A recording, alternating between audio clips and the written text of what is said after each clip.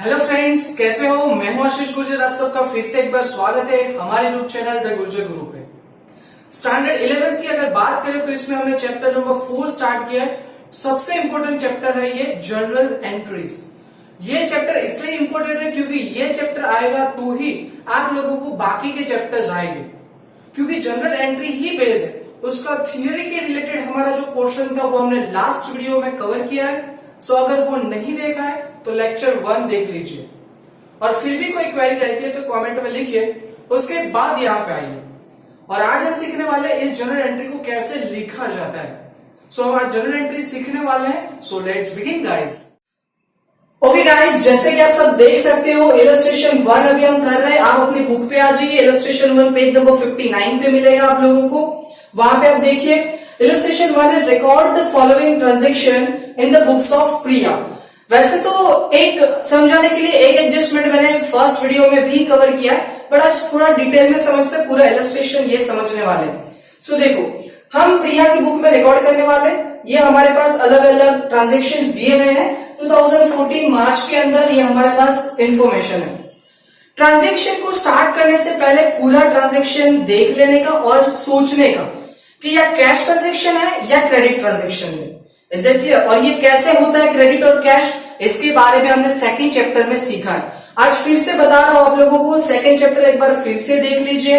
अगर पूरा कंप्लीट नहीं हुआ है तो वीडियोस देख के फिर से समझिए, फिर यहाँ पे आइए, अदरवाइज कुछ नहीं पल्ले पड़ेगा। सेकंड चैप्टर हाथ से गया तो फोर्थ चैप्टर भी जाएगा, और अगर ये चैप्टर हाथ से गया तो अकाउंट भी हाथ से जाएगा।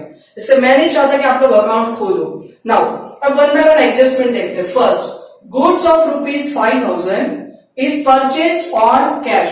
कौन सा वर्ड यूज किया गाइस? कैश वर्ड यूज किया है। ये हम कैश से परचेज कर रहे हैं। तो देखो, कैश या क्रेडिट ट्रांजेक्शन को याद रखना है तो उसको रूल्स फटाफट एक बार रिवाइज कर लेते। फर्स्ट क्या था कि अगर कैश लिखा है तो कैश ट्रांजेक्शन, अगर क्रेडिट लिखा है तो credit transaction. Is it clear? Now अगर सिर्फ कैश और क्रेडिट कुछ नहीं लिखा तो भी कैश ट्रांजेक्शन डन। और एक कैश और क्रेडिट कुछ नहीं लिखा बट जिसके पास साथ ये ट्रांजेक्शन किया है उस बंदे का नाम लिखा तो भी ये कौन सा ट्रांजेक्शन हो जाएगा? क्रेडिट ट्रांजेक्शन हो जाएगा। तो उस हिसाब से आप रिकॉग्नाइज कर सकते हो। एट प्रेजेंट मेरे पास कैश लिखा हुआ है, दैट मीन्स ये कैश ट्रांजेक्शन है। जब भी कैश ट्रांजेक्शन होता है तो कैश आता है या तो जाता है। तो अगर आ रहा है तो डेबिट कर देंगे, अगर जा रहा है तो क्रेडिट कर देंगे। तो एक आपको इफेक्ट तो मिल जाएगी, डेबिट या क्रेडिट एक इफेक्ट तो मिल जाएगी। फिर सोचना दूसरे इफेक्ट के लिए, इतना सिंपल है। देखो, गुड्स हमने क्या किया है? परचेस किया है। अब परचेस करने से गुड्स आते हैं या जाते हैं? मेरे हिसाब से आते हैं, आपके हिसाब से जो कुछ भी हो। आप परचेस करते हो तो गुड्स आपके पास आएंगे। Is it clear? और कैश जाएगा, क्योंकि परचेस करने से हमें पैसे उसको देने पड़ते हैं। दैट इज वाई कैश जाएगा और क्या आएगा? गुड्स आएगा। तो रियल अकाउंट का रूल क्या था? वॉट एवर कम्स इन उसको डेबिट करो, and what ever goes out उसको क्या करो? क्रेडिट करो। Is it clear? Now so यहाँ पे ऐसे कुछ लगेगा, परचेस करने से गुड्स आया तो हमें परचेस को डेबिट करना पड़ेगा, और कैश गया तो हमें कैश को क्या करना पड़ेगा? क्रेडिट करना पड़ेगा। वैसे हर एक ट्रांजेक्शन में से आपको दो चीजें निकालनी है। तो यहाँ पे लिख देते हैं मार्च 2014 मार्च 1। फर्स्ट ट्रांजेक्शन हमारा होगा, क्या होगा? सो purchase account debit, purchase account debit. Amount कितना है? तो 5,000 अमाउंट है। सो डेबिट के कॉलम में ही मैं लिखूंगा 5,000। Is it clear? देखो, मैंने एक फॉर्मेट बना दिया। फॉर्मेट को हमने लास्ट लेक्चर में डिस्कस कर लिया है, इसे मैंने नहीं बताया, पर फिर भी चलो एक बार समझ लेते। क्या लिखने का? General entry in the books of Shri फलाना ढेंगड़ा पूछना, जो भी नाम हो। यहाँ पे प्रिया है तो हमने क्या लिखा? Priya. General entry in the books of प्रिया।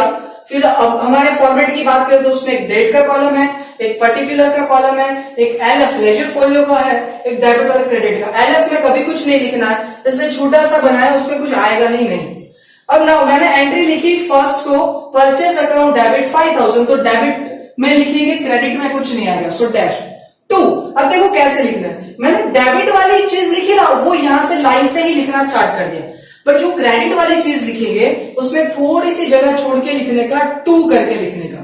क्या करोगे आप लोग? 2 करके लिखोगे। 2 किसको लिखेंगे? हम कैश को लिखेंगे। सो 2 कैश अकाउंट। और इसमें हम क्रेडिट में अमाउंट लिखेंगे 5000। Is it clear? I hope कि ये क्लियर हो गया। Now purchase account debit, cash account credit entry होने के बाद अब हमें सबसे इंपॉर्टेंट चीज क्या होती है? नरेशन, वो लिखना पड़ेगा। पर नरेशन तो बहुत सिंपल है, कैसे लिखने का मैंने पहले बताया था, बीइंग करके जो क्वेश्चन है ना वही लिख दो। कभी सोचो ही मत कि नरेशन क्या होगी, सोचना तो है ही नहीं। बीइंग करके गुड्स ऑफ 5000 परचेज, बस खत्म हो गई बात। मतलब बीइंग गुड्स परचेज ऐसा लिखोगे तो भी चलेगा, goods purchase.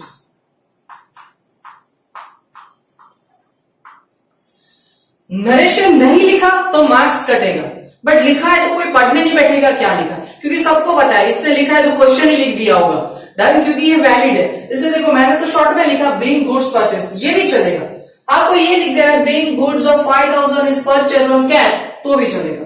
Is it clear? तो ये होने के बाद आपको यहाँ पे एक लाइन कर देनी है, सिर्फ और सिर्फ पर्टिकुलर में ही एक लाइन करनी है। याद रखना, ये एक ट्रांजेक्शन खत्म हुआ फिर लाइन की, और सिर्फ पर्टिकुलर में ही लाइन करनी। नाउ अब जो नरेशन है ना वो मैं नहीं लिखूंगा। क्लियर? नरेशन आपको पता है क्या करोगे, बीइंग करके पूरा आप एडजस्टमेंट लिख दोगे, मतलब ट्रांजेक्शन लिख दोगे। डन? नाउ अब दूसरा कौन सी डेट को है? 4 डेट को है, तो यहाँ पे डेट 4 क्या है? Goods of 8000 is purchase. चलो यहां तक फिर से पता चला कि goods comes in from Nandan on credit. किसके पास से खरीदा? नंदन के पास से। फ्रॉम नंदन करके फुल स्टॉप होता ना तो भी पता चल जाता कि भाई ये क्रेडिट ट्रांजेक्शन है, पर अब उन लोगों ने बता दिया है कि ये क्रेडिट, तो भी कोई बात नहीं। कितनी चीजें आई, एक तो परचेज किया आप लोगों ने, दूसरा किसके पास से किया? नंदन के पास से किया, मतलब कैश ट्रांजेक्शन नहीं है, यहाँ पे बोला है ये क्रेडिट ट्रांजेक्शन। सो डेबिट में कोई चेंज नहीं होगा, परचेज अकाउंट तो डेबिट होगा क्योंकि परचेज ऑलवेज डेबिट होता है। सो purchase account debit, purchase account debit. Debit देखो लास्ट में, परचेज अकाउंट लिखने के बाद डेबिट लास्ट में लिख रहे हैं, ऐसे हर एक में डेबिट तो आपको लास्ट में लिखना है। टू क्रेडिट क्या करेंगे? नंदन को करेंगे, क्योंकि कैश तो कर नहीं सकते, इसीलिए टू नंदन अकाउंट। अमाउंट कितना था? 8000, तो डेबिट का 8000 डेबिट में, तब क्रेडिट में कुछ नहीं, और क्रेडिट का है वो क्रेडिट में, और डेबिट में डैश 8000 हो गया। नरेशन क्या लिखोगे आप लोग? Being goods of 8000 purchase from Nandan, being goods of 8000 purchase from Nandan, ऐसा आप लिख दोगे।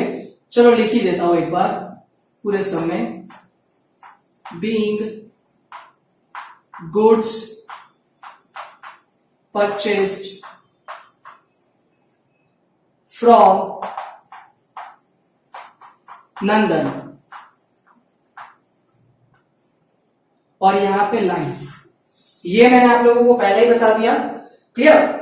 नाउ नेक्स्ट, उसके बाद 7 number, goods of 4000 is sold to Jigna.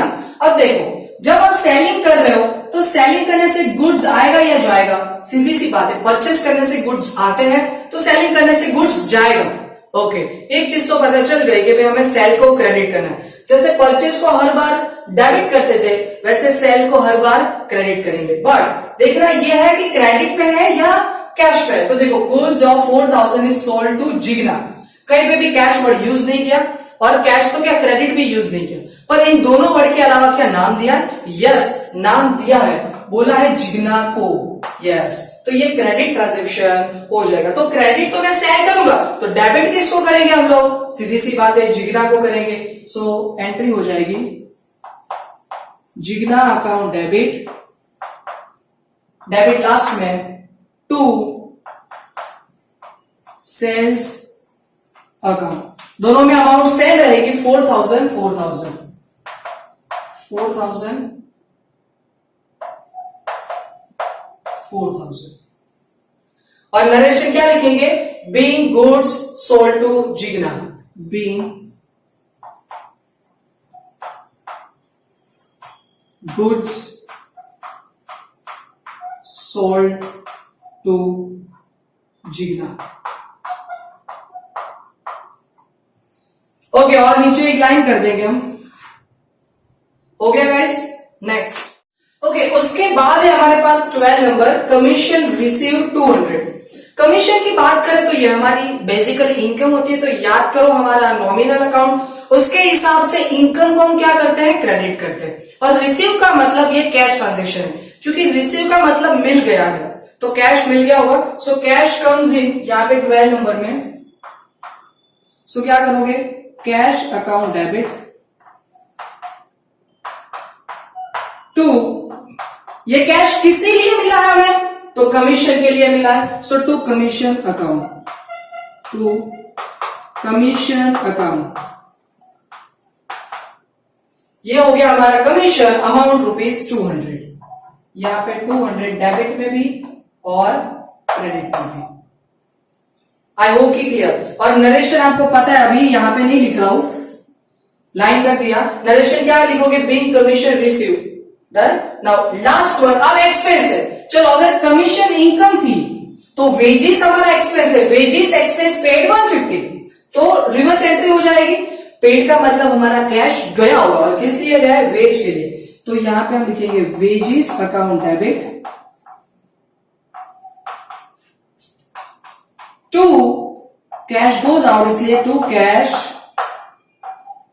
Account, और अमाउंट है 150 रुपीज, और इसमें भी नीचे लाइन कर दो।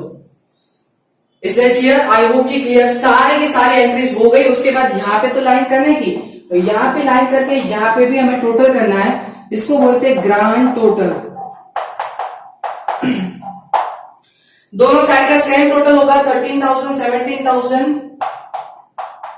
17,350। ये होना ही चाहिए दोनों साइड से, क्योंकि जितना डेबिट हुआ था उतना ही हमने क्रेडिट किया था। आई होप कि ये क्लियर है। ओके गाइस, आई होप कि आप लोगों को इलस्ट्रेशन 1 कंप्लीटली समझ में आ गया था। नाउ अब इलस्ट्रेशन 2 की बात करते हैं। इस इलस्ट्रेशन के अंदर हमें कंबाइन एंट्री सीखनी है। अब सर ये कंबाइन एंट्री क्या होता है, अब उसके बारे में डिस्कस करते हैं। पहले क्वेश्चन रीड करो। क्वेश्चन में क्या है आप देख सकते हो, उसके नीचे इलस्ट्रेशन नंबर 2 है। To commence business with Radhika helpline, हमें बिजनेस स्टार्ट करना है और उसका नाम क्या होगा, with the name Radhika helpline, both in business, और उसके लिए बिजनेस के अंदर लेके आए ₹20,000 in cash, machinery of ₹10,000 and stock of ₹15,000। 3 अलग अलग चीजें आ रही है। एक तो मेरे पास क्या आया, कैश आया, उसके बाद क्या आया, मशीनरी, एंड उसके बाद स्टॉक। 3 चीजें आई, इसका मतलब 3 अलग अलग एंट्री। और ये हमने पहले ही समझा था फर्स्ट चैप्टर के अंदर अकाउंटिंग टर्मिनोलॉजी के अंदर, कि ऑनर ऑफ द बिजनेस जो भी बिजनेस के अंदर लाएगा वो सारी चीजें क्या हो जाएगी, बोलो, वो सारी चीजें क्या हो जाएगी, कैपिटल हो जाएगी। अब देखो एंट्री ऐसे होगी, नरेशन नहीं लिखेंगे अभी यहाँ पे हम। देखो फर्स्ट एंट्री, अगर अलग अलग एंट्री होती है तो क्या होगी, फिर उन अलग अलग एंट्रीज को हम कंबाइन कैसे करते हैं वो देखते हैं। चलो फर्स्ट एंट्री ऐसी होगी, यहाँ पे डेट नहीं है इसलिए 1 2 3 4 ऐसे नाम दे सकते हैं। पहले तो कैश आए, तो cash comes in, so cash account debit. I hope कि आपको दिख रहा है, to capital account, cash account debit to capital account. और कैश कितना आया है, 20,000 का, सो यहां पे 20,000 और यहां पे भी 20,000। ये फर्स्ट एंट्री हो गई, क्लियर। नाउ अब सेकंड एंट्री की बात करते हैं। सेकंड एंट्री में मशीन आ रहा है, सो मशीन भी एसेट है, अगर वो भी आए तो उसके भी क्या करेंगे, डेबिट ही करेंगे। सो सेकंड एंट्री ऐसी होगी, machine account debit, machineries account debit to, और कुछ भी लेके आ रहा है, अभी बता रहा हूं, कुछ भी मतलब कुछ भी, वो पेन भी क्यों नहीं लेके आया, वो भी आपकी क्या हो जाएगी, capital. So to capital account, और वो कितने का लेके आया है, 10,000 का लेके आया, सो 10,000, और यहां पे क्रेडिट में 10,000। चलो हो गया, इसके नीचे भी लाइन कर दो। Next third thing is what, stock of 15,000, वो स्टॉक भी लेके आया, सो थर्ड स्टॉक को भी डेबिट करेंगे, stock account debit to capital account, और अमाउंट कितना है, 15,000 दोनों में, 15,000 और ये हो गया एंट्री। आई होप कि समझ में आए, 3 अलग अलग एंट्रीज हुई। अब ये 3 अलग अलग एंट्री ना करनी हो तो एक एंट्री भी हो सकती है, उसको बोलते हैं कंबाइन एंट्री, इसलिए और करके वो वाली एंट्री लिखते हैं। देखो समझो पहले तो कंबाइन एंट्री कैसे हुई। पहली एंट्री में कैपिटल, दूसरी एंट्री में भी कैपिटल, तीसरी एंट्री में भी कैपिटल। मतलब जब आपको एंट्री को कंबाइन करना हो, 2 एंट्री है, 3 एंट्री, जितनी भी एंट्री है, तब उसमें कुछ कॉमन चीजें होनी चाहिए। यहां पे कॉमन क्या है? कैपिटल। देखो कैपिटल, तीनों में कैपिटल। इसका मतलब ये 3 बार कैपिटल को क्रेडिट किया, उसकी जगह पे मैं एक ही बार क्रेडिट करूं और तीनों का टोटल कर दो तो चलेगा? यस, अल्टीमेटली तो मुझे कैपिटल को क्रेडिट ही करना है। पर डेबिट में कैश, मशीन, स्टॉक, ये अलग अलग चीजें हैं, तो उन सबको अलग अलग लिखेंगे। तो देखो एक ही एंट्री में कैसे खेल खत्म होता है। तो देखो कैश अकाउंट डेबिट और कैश अकाउंट डेबिट, अमाउंट कितना था? 20,000। क्लियर? फिर क्या है? मशीन अकाउंट डेबिट, सो मशीनरी अकाउंट वो भी डेबिट होगा, अमाउंट कितना? 10,000। और एक और चीज स्टॉक, तो स्टॉक को भी क्या करेंगे? स्टॉक अकाउंट भी हम डेबिट करेंगे और उसका अमाउंट 15,000। तीनों को एक साथ डेबिट कर दिया और एक ही कैपिटल को क्रेडिट करेंगे, सो टू कैपिटल अकाउंट और तीनों को प्लस कर दो, 20 प्लस 10 प्लस 15, 45,000 हम क्रेडिट कर देंगे। अल्टीमेटली देखो यहाँ पे कैपिटल क्रेडिट 20 से हुआ, यहाँ पे 10 से, यहाँ से 15 से, टोटल 45 से ही तो हुआ था। तो ये हमने 3 अलग अलग एंट्री ना लिखनी पड़े, इससे एक ही एंट्री लिख दी, इसको बोलते हैं कंबाइन एंट्री। है ना दिलचस्प? आगे भी और भी दिलचस्प आने वाला है, सो जुड़े रहिए और आगे और भी हम कंबाइन एंट्री के बारे में डिस्कस करने वाले हैं। आज के लिए इतना ही डोज काफी है। गाइस आप कमेंट कीजिएगा, समझ में आया, मजा आई, जो कुछ भी है। नया वीडियो आते हैं, तब तक stay home, stay safe. Thank you so much.